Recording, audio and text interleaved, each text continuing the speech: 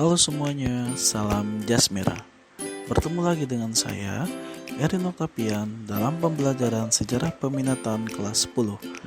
Pada materi kita kali ini, kita akan membahas tentang perkembangan historiografi di Indonesia. Mari kita belajar bersama-sama. Pengertian dari historiografi. Historiografi adalah kajian mengenai metode sejarawan dalam pengembangan sejarah sebagai disiplin ilmiah. Bentuknya berupa setiap karya sejarah mengenai topik tertentu. Historiografi tentang topik khusus melingkupi cara kerja sejarawan dalam mengkaji topik tersebut dengan menggunakan sumber, teknik, dan pendekatan teoritis tertentu.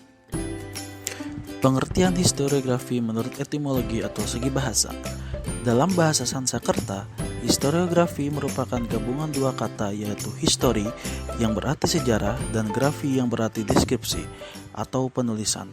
Jadi, historiografi berarti deskripsi atau penulisan sejarah. Sedangkan dalam bahasa Yunani, historiografi terdiri atas historia yang artinya penyelidikan tentang gejala alam, fisik, dan grafien yang bermakna sebuah gambaran, tulisan, atau uraian. Sedangkan pengertian historiografi menurut terminologi atau istilah adalah sebagai berikut. Menurut Louis Gottschalk, historiografi merupakan suatu bentuk publikasi, baik itu dalam bentuk lisan maupun juga tulisan mengenai peristiwa kejadian atau kombinasi peristiwa-peristiwa di masa lampau. Sedangkan menurut Kunto Wijoyo, historiografi adalah tahap menuliskan kembali suatu peristiwa sejarah sebagai sebuah bentuk catatan sejarah. Dari berbagai pendapat di atas, dapat disimpulkan bahwa historiografi adalah cara untuk merekonstruksi suatu gambaran masa lampau berdasarkan data yang telah diperoleh yang didahului dengan sebuah penelitian. Historiografi adalah sebuah tahapan terakhir dalam sebuah metodologi penelitian sejarah yang dilakukan oleh seorang sejarawan. Hasil penelitiannya menghasilkan sebuah karya sejarah dapat berupa buku, film, diorama, dan lainnya. Karya sejarah inilah yang disebut sebagai historiografi.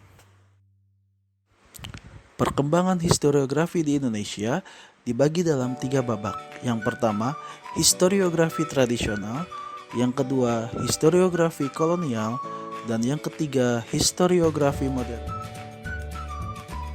Historiografi tradisional. Historiografi tradisional adalah penulisan sejarah tradisional yang dimulai dari zaman Hindu sampai masuk dan berkembangnya Islam di Indonesia. Penulisan sejarah masa kerajaan tradisional berfungsi untuk merekam dan mewariskan kehidupan dinasti yang berkuasa kepada generasi berikutnya. Penulisan sejarah ini mengedepankan unsur keturunan atau genealogi, tetapi mempunyai kelemahan dalam struktur kronologi dan unsur biografi. Penulisan sejarah tradisional umumnya tentang kerajaan, kehidupan raja, dan sifat-sifat yang melebih-lebihkan raja dan para pengikutnya. Ciri-ciri dari historiografi tradisional adalah yang pertama, istana sentris, yang artinya karya sejarah hanya dipusatkan pada kehidupan raja atau keluarga raja, dan tidak mengangkat kehidupan masyarakat jelata atau masyarakat umum. Yang kedua, religius magis, yang artinya dihubungkan dengan kepercayaan dan hal-hal yang gaib. Seseorang raja dianggap sebagai wujud penjelmaan dewa atau Tuhan, sehingga dianggap memiliki kekuatan magis atau gaib.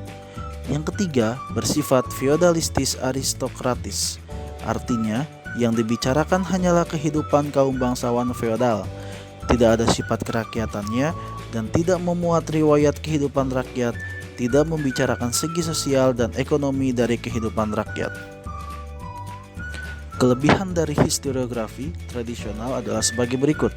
Yang pertama, penulisan bertujuan untuk meninggikan dan menghormati kedudukan raja, sehingga raja tetap dihormati, dipatuhi, dan dijunjung tinggi oleh rakyatnya.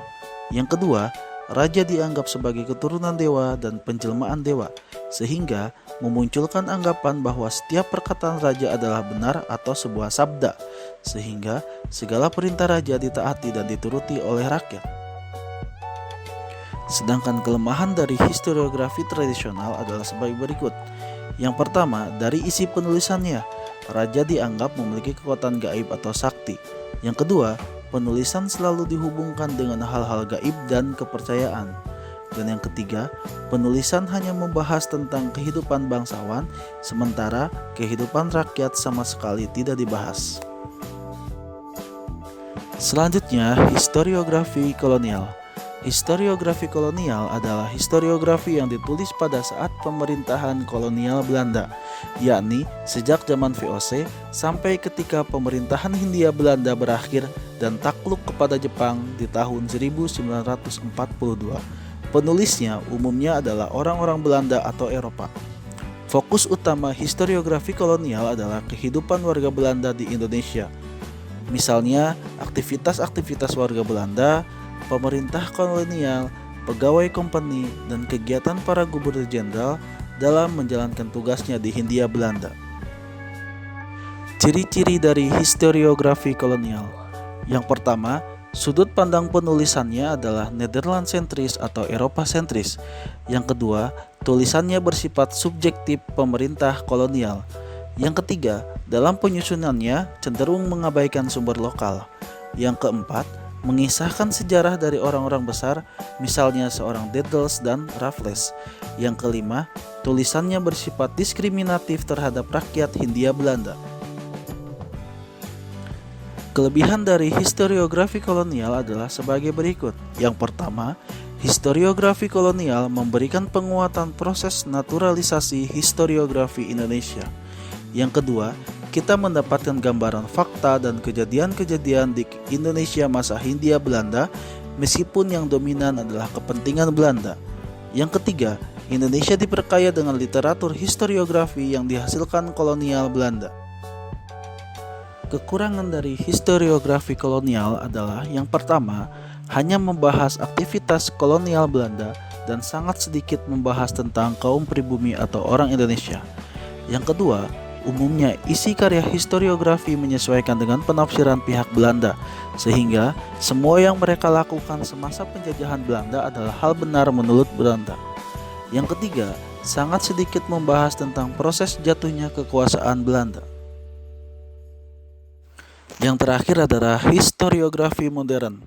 Historiografi modern adalah muncul akibat tuntutan ketepatan teknik untuk mendapatkan fakta-fakta sejarah. Fakta sejarah didapat melalui penetapan metode penelitian, memakai ilmu-ilmu bantu, adanya teknik pengarsipan dan rekonstruksi melalui sejarah. Masa ini dimulai dengan munculnya studi sejarah kritis yang menggunakan prinsip-prinsip metode penelitian sejarah. Ciri-ciri dari historiografi modern adalah yang pertama, bersifat metodologis. Sejarawan diwajibkan menggunakan kaidah-kaidah ilmiah. Yang kedua, bersifat kritis historis, yang artinya dalam penelitian sejarah menggunakan pendekatan multidimensional. Dan yang ketiga, munculnya peran-peran rakyat kecil.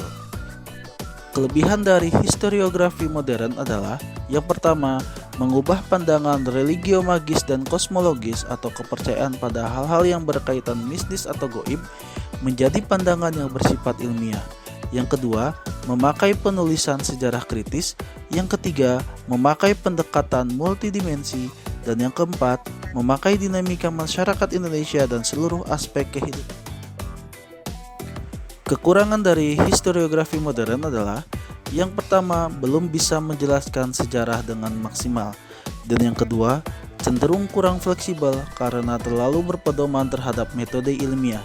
Dan yang terakhir, belum tentu bertujuan untuk peningkatan rasa nasionalisme, kadang-kadang hanya berfokus untuk tujuan akademis belaka. Baik anak-anak sekalian, itulah materi kita hari ini tentang perkembangan historiografi di Indonesia. Saya harap kalian bisa memahami materi yang tadi disampaikan dan semoga apa yang disampaikan bisa bermanfaat untuk kita semua. Terima kasih, salam jas merah.